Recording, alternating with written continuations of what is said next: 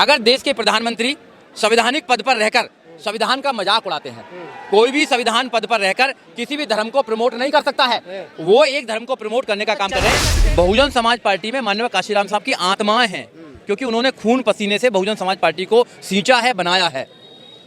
अगर उस पार्टी को कोई भी व्यक्ति कमजोर करता है तो माननीय काशीराम साहब के विचारों का पुत्र नहीं हो सकता, उनका फॉलोवर नहीं हो सकता। सबका इलाज किया जाएगा।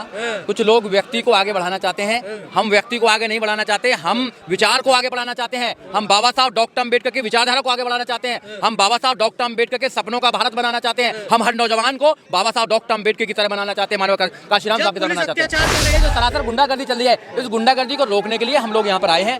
पूरे देश के नौजवानों को बताने के लिए आए हैं कि तुम्हारे साथ में धोखा हो रहा है, तुम्हारे साथ में छलावा हो रहा है, तुम्हारे साथ में संविधान को खत्म किया जा रहा है। ऐसी सरकारों को आपको बंद करना चाहिए। शेखर ने इस आंदोलन को लेकर तमाम वीडियो बनाई, तमाम इंटरव्यू दिए, फिर आखिर आज क्या मजबूरी पड़ गई जो इन्हें आना पड़ गया? अब वही बताएगा, मेरे को मत पूछो भैया, वही बताएगा, सामने खड़ा पूछो। सहयोगी रहे हैं, बताइए ना।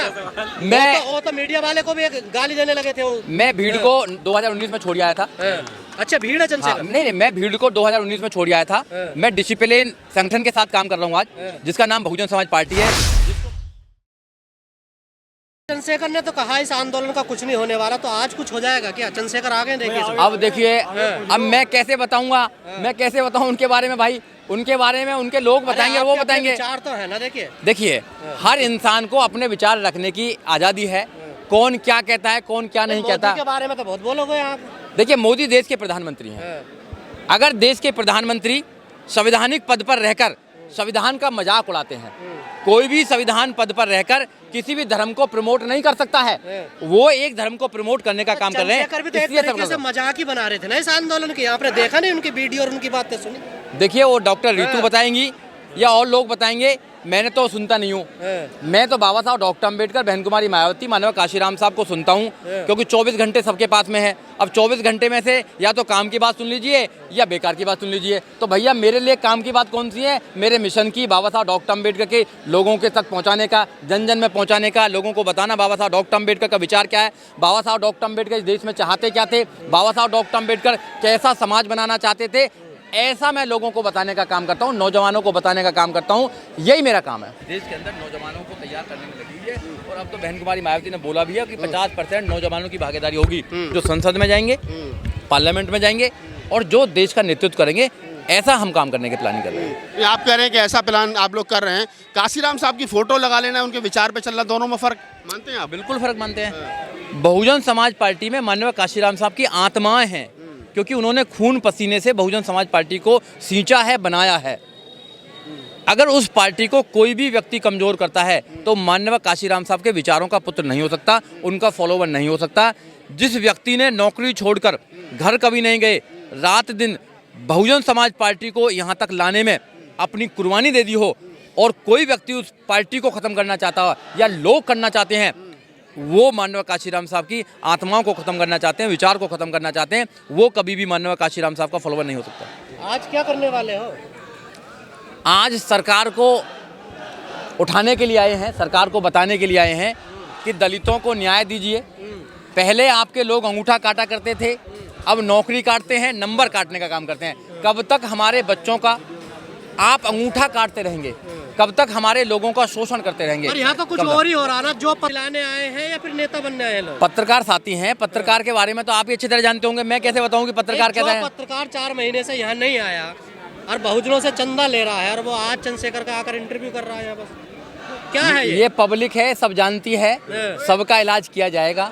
कुछ लोग व्यक्ति को आगे बढ़ाना चाहते हैं, हम व्यक्ति को आगे नहीं बढ़ाना चाहते, हम विचार को आगे बढ़ाना चाहते हैं। हम बाबा साहब डॉक्टर अम्बेडकर की विचारधारा को आगे बढ़ाना चाहते हैं। हम बाबा साहब डॉक्टर अम्बेडकर के सपनों का भारत बनाना चाहते हैं। हम हर नौजवान को बाबा साहब डॉक्टर अम्बेडकर की तरह बनाना चाहते हैं, माननीय काशीराम साहब की तरह बनाना चाहते हैं। अत्याचार कर रही डॉक्टर रीतू के साथ वो रो रही थी, भावुक हो रही थी, तड़प रही थी, तब कहाँ थे ये अम्बेडकरवादी? सारे लोग कहाँ थे? ये सेना आर्मी? कुछ लोग नहीं होंगे, मगर मोस्टली लोग यहाँ पर थे। कौन था यहाँ? कोई नहीं था सर। देखिए, अकेली डॉक्टर रीतू थी, 2 स्टूडेंट थे उसके साथ। देखो, वो ऐसा वक्त था कि जब लोगों ने, पुलिस ने षड्यंत्र के माध्यम से उसको उठाने का काम किया। नहीं तो यहाँ पर आपने देखा होगा हजारों की तादाद में लोग रहे हैं। बहुजन समाज पार्टी ने हमेशा से डॉक्टर रीतू का समर्थन किया है। आज भी हम सैकड़ों की तादाद में, हजारों की तादाद में यहाँ पर समर्थन करने आए हैं, और हम बहुजन समाज पार्टी इस मुद्दे को बहुत ही उग्र तरीके से उठाने का काम करते हैं। धारा 144 आपने भी देखी, आप भी कल वहाँ थे, परसों भी वहाँ थे आप। अब क्या मतलब है, वहाँ तंबू नहीं, टेंट नहीं, कुछ नहीं, अब तो खत्म है ना खेल। देखिए बहुत सारे लोग जो हैं वो मीडिया के ना चॉकलेटी बॉय हैं। मीडिया को चाहिए ऐसे लोगों को, मगर कुछ वो ठोस नहीं कर पाते हैं समाज में। ये लड़ाई विचारधारा की लड़ाई है, इसलिए विचारों से बात होनी चाहिए। अगर विचारों की बात नहीं हो पा रही है तो फिर ये काम जो हमारा आंदोलन है वो आगे नहीं पहुंच पाएगा। दुश्मन तो चाहता ही है कि भीड़ हो जाए, भीड़ आंदोलित हो जाए और कुछ ना कुछ गड़बड़ करे। पुलिस तैयार है लाठी देखिए लेके। आपने देखा रविदास आंदोलन कितना शांतिपूर्वक चल रहा था, मगर कुछ लोगों ने उसको आंदोलित करा, उसको उग्र बनाया और 96 लोगों को जेल में पहुंचाने का काम किया। हमारी लीगल सेल ने, लीगल जो सेल थी उसने चुनाने का। आज कोई नहीं जाएगा, सब समझदार हैं। अब वो दिन चले गए, अब कोई किसी के बहकावे में नहीं आएगा। हमने नौजवानों को जागरूक करने का काम किया है कि आप संविधान के माध्यम से काम कीजिए। आप संविधान के मानने वाले लोग हैं, संविधान को अपने हाथ में रखिए, कलम को अपने हाथ में रखिए, अधिकारों को मांगने का काम कीजिए। न्याय मिलेगा ऋतु को ऐसे? बिल्कुल 100% मिलेगा न्याय। न्याय मिलेगा, आज नहीं तो कल न्याय मिलेगा 100%। और जो डॉक्टर सविता राय है वो जेल जाएगी, उसकी चार्जशीट कोर्ट में पड़ी हुई है अभी। और कोर्ट में 4 साल से तो आपसे जेल में गई ना, आज भेजोगे जेल आप। देखिए सरकार 4 साल हो गए इस पूरे मामले को। देखिए सरकारें उन लोगों की है, सरकारें उन लोगों की हैं, आपको समझिए। सरकारें उनका है, न्यायालय उनकी है, व्यवस्था उनकी है, पुलिस उनकी है, सब कुछ उनका है। संविधान तो आपका है। फिर भी हम लोग न्याय लेने के लिए सड़कों पर हैं, सारा कुछ है। ये समय समय पर बदलाव होता रहता है। उनको भी उमान था, जो लोग अपने आप को भगवान का भैया समझते थे। ये आसाराम बापू वो भी जेल में है ना, राम रहीम वो भी जेल में है ना, कितने लोग जेलों में चले गए। कानून के आगे कोई बड़ा नहीं है, संविधान देश में सबसे बड़ा है। देश संविधान से चलेगा, किसी की अपने बाप की बपौदी से नहीं चलेगा। हम मानने वाले जो लोग हैं, संविधान को मानने वाले लोग कहीं ना कहीं कमज़ोर हैं, बटे हुए हैं, अलग अलग दायरों में, अलग अलग हिस्सों में बटे हुए हैं। हमें उम्मीद है कि सब इकट्ठे होंगे, सत्ता परिवर्तन होगा और सबको न्याय मिलेगा, सबको सम्मान मिलेगा, सबको अधिकार मिलेंगे, रोजगार मिलेगा, सब कुछ मिलेगा। आज कॉल दी गई है कि ताला खोला जाएगा बीसी ऑफिस का। अब ताले खोलने वाले लोग आ गए हैं, देखेंगे कैसे ताला खोलेंगे। भाई ताला वाला नहीं खोलना हमको न्याय का ताला खोलना है। हमको न्याय का ताला खोलना चाहिए, हमें न्याय चाहिए। हमें किसी से उग्र होने की जरूरत नहीं है। हमें जो बीसी है उससे ये कहना है कि तुमने जो सविता राय को बचा रखा है, आप उसको नहीं बचाइए। दूध का दूध, पानी का पानी होने दीजिए। पुलिस जो हमारे ऊपर लगा रखी है, पुलिस तो डॉक्टर सविता राय को बंद करना चाहिए। उनको SC/ST प्रिवेंशन एट्रोसिटीज 1989 में जो प्रोविजन है उसमें एंटीसिपेटरी बेल का कोई प्रोविजन नहीं है, मगर ये लोग उनको पकड़ते ही नहीं है, उनको थाने से बेल दे देते हैं। तो ये जो सरासर गुंडागर्दी चल रही है, इस गुंडागर्दी को रोकने के लिए हम लोग यहाँ पर आए हैं। पूरे देश के नौजवानों को बताने के लिए आए हैं कि तुम्हारे साथ में धोखा हो रहा है, तुम्हारे साथ में छलावा हो रहा है, तुम्हारे साथ में संविधान को खत्म किया जा रहा है।